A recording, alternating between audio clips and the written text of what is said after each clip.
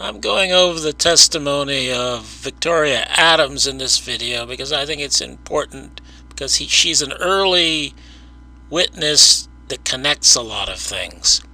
And I'm going to start with her watching the parade here. She says, I watched the motorcade come down Main as it turned from Main onto Houston and watched it proceed around the corner on Elm. And apparently somebody in the crowd called to the late president because he and his wife both turned abruptly and faced the building. Now I'm showing this clip from the Towner film as it turns the corner onto Elm Street right in front of the Texas School Book Depository at the moment that Vicki Adams is talking about, where JFK moves abruptly. And Jackie does not, but I don't think that means that Victoria Adams is a bad witness. In fact, I think it means she's a very good witness. She's the only witness I'm aware of that noticed in any way that JFK moved abruptly here. Now, the reason he moved abruptly is because somebody threw something at the limousine, and I've gone over that in another video. But I use this as an example of Vicki Adams' reliability and attentiveness. Even though Jackie did not turn to face the building, as she said, she noticed this event, and she remembered this event, and she had it right where she placed it happening right at the turn onto Elm. So I think this indicates that she's a reliable witness who notices things. And she says, after the third shot, following that, the third shot, I went to the back of the building, down the back stairs, and encountered Bill Shelley and Bill Lovelady on the first floor on the way out to the Houston Street dock. And by her time estimate she gives later, this is only about a minute after the last shot that she leaves the building by the loading dock door. So according to her, Billy Lovelady and Bill Shelley were both already on the first floor when she got down there about a minute after the last shot, and that would mean, if she's right, and I think she is, that Bill Shelley and Bill Lovelady were lying in their testimony. That when they said they went to the railroad yard, apparently they ran right back into the building, and she saw them there when she came down to the first floor. Her timing of this also has implications for when Officer Baker and Roy Truly were there yelling up the elevator shaft, because this is right next to the stairway, and she certainly would have seen them if they were there when she came down. She has to have either run down the stairs and got across the floor before Marion Baker and Roy Truly got there, or after they had already got up to the 7th floor. I think she got there before they got there, and that means, I think, that Marion Baker and Roy Truly were a little more slow getting there than the Warren Commission said. And Baker noted in his testimony that the 90 seconds for him to get to the 2nd floor was a minimum sort of time. And in a later interview, he said 90 seconds to 2 minutes. And I think probably it's closer to the 2 minutes, and that he probably got to this elevator with Roy Truly just after Victoria Adams had run out of the building. And this is interesting too. She actually spoke to Shelley and Lovelady, and they didn't respond, but she spoke to them, and she was very close to them. But if you read Shelley and Lovelady's testimonies, they're very vague about Adams. Shelley doesn't even remember when he saw Vicki Adams in the building, and Lovelady doesn't even know her name. It's very vague, and I think the reason they are vague is because they know they're lying about what they did after the shots. They said they ran to the railroad yards. I think they ran right back into the building, and I think they don't want us to know that, and that's why they're vague about when they saw Vicki Adams. And she added this at the end of her testimony without being asked specifically about it.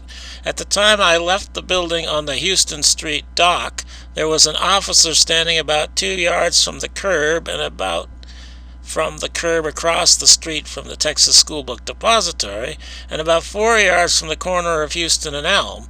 And when we were running out the dock, going around the building, the officer was standing there, and he didn't encounter us or ask us what we were doing or where we were going.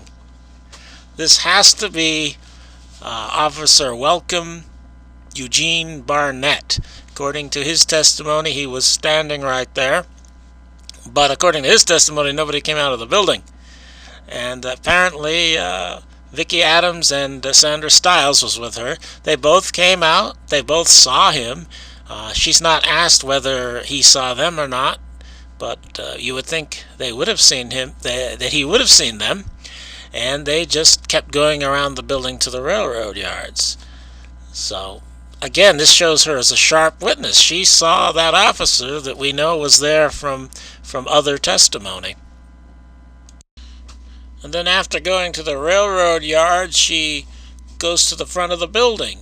When I got there, I happened to look around and notice several of the employees, and I noticed Joe Molina, for one, was standing in front of the building. To me, this is significant because I think Joe Molina was the alternate Patsy. And then she says there was a motorcycle that was parked on the corner of Houston and Elm directly in front of the east end of the building, probably Marion Baker's motorcycle, so now we know he's in the building at this time. And I paused there to listen to the report on the police radio, and they said that the shots had been fired apparently came from either the second floor or the fourth floor window. And then she goes back in. Now, the mention of the second floor is important because if you look at the radio transcripts from the Dictabelt recording, this places the time in the 12:37 minute. So this allows us to know when she's out front of the building. Another important point to the timing of things after the shooting in the Texas School Book Depository. And then she goes back inside, and then she encounters the front elevator with its power off and all that, which I've covered already. So here's my crude little diagram showing her movements on the first floor. In the upper left, where the blue arrow, it starts at the stairway coming down, and A is to signify Adams, Vicki Adams. That the green star there, that's about where she said she saw Shelley and Lovelady, who must have run right back into the building if she saw them there, and she actually spoke to them, and they were vague, remembering her. And then she went out the door to the loading dock there, the north loading dock. She comes down the stairs there where the A on the right is, and she saw Welcome Eugene Barnett. Of course, she didn't know his name, but that's the officer that was there, and said that he did not accost them. And then she went around the back of the building to the railroad yards, and she comes out front, and she sees Joe Molina there, listens to the radio, and hears something about the second floor and the fourth floor, and decides she wants to go back in. So I think she's a very important witness in tying things together, and of course with the elevators too. So I thought I would make a video note of this so I don't forget how important she is. And it's unfortunate, when she was leaving the building at least, she was with Sandra Stiles, and they did not interview Sandra Stiles. The Warren Commission didn't think this was important enough, even though by their questioning you can tell they obviously are aware of the issues here. A lot of people, of course, mentioned Vicki Adams as being on the stairway when Oswald was supposed to be on the stairway. And of course, the Warren Commission is aware of that issue when they're talking to her, and they're aware of the fact that she should have, by their timing, seen Roy Truly and Marion Baker when she got to the elevators there in the upper left A. And they are aware that Bill Lovelady and Bill Shelley said they went to the railroad yards and shouldn't have been in the building at this time, and they asked them about her too, and that's why we know that they were vague about it. But obviously the Warren Commission understood these issues, and they did not get to the bottom of it. And they didn't ask Welcome Eugene Barnett about her either. And they didn't even want to talk to Joe Molina. He had to solicit them to allow him to testify.